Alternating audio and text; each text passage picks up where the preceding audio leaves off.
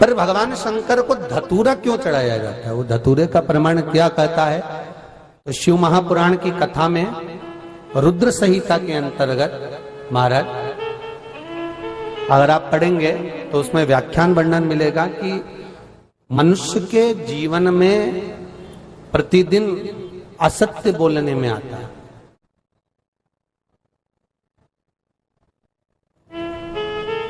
उसके मुख से कई बार असत्य का संबोधन निकल जाता है, झूठ निकल जाता है, असत्य निकल जाता है। तो हमारे यहाँ शास्त्र कहता है सबसे पहला धतूरा भगवान शंकर को अगर किसी ने समर्पित करा था तो ब्रह्मदेव ने करा था महाराज। और उसका भी प्रमाण है कि हर चीज का प्रमाण होना चाहिए। देखो कि आखिर भगवान के मंदिर के पीछे क्यों नहीं प्रणाम करते, तो उसका भी प्रमाण होना चाहिए। कि कोई आपसे पूछे तो आप बता तो सकते हो, केवल कथा के माध्यम से नहीं, आप उसको बता सकते हो कि ये कारण है। आप चंदन चढ़ा रहे हो तो उसका कारण बताना पड़ेगा कि ये चंदन क्यों चढ़ाया। चावल चढ़ाया तो उसका कारण बताओ कि अग्नि पुराण में लिखा है कि अक्षत की महत्वता क्या है।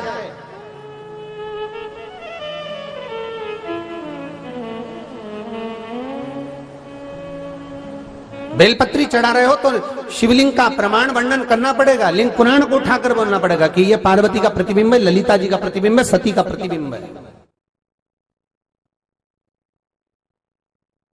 एक एक चीज को आज के समय में अगर आप किसी को कोई राय दे रहे हो, कुछ बता रहे हो, तो प्रमाणित करना पड़ेगा कि ये आपको यहां से इसका वर्णन है और आपको ये करना पड़ेगा, उसके अनुसार ये कर्म है।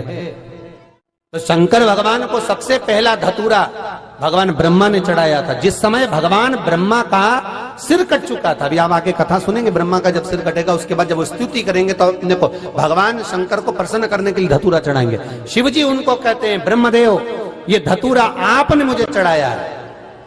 और क्यों चढ़ाया? क्योंकि आपने असत्य बोला था, उस असत्य को नष्ट करने के लिए आपने मुझे धतूरा समर्पित करा। इसलिए हिंदू धर्म में नियम है, महीने भर में, 2 महीने में, 4 महीने में, 6 महीने में, साल भर में, 2 साल में, 1 साल में कम से कम एक धतूरा शंकर भगवान को समर्पित करना चाहिए। जिस दिन धतूरा समर्पित करो उसके पहले जितना समय निकला उसमें आपने अगर झूठ बोल भी दिया हो तो भगवान शंकर उसको नष्ट कर दें, इसलिए उस धतूरे का समर्पण होता है।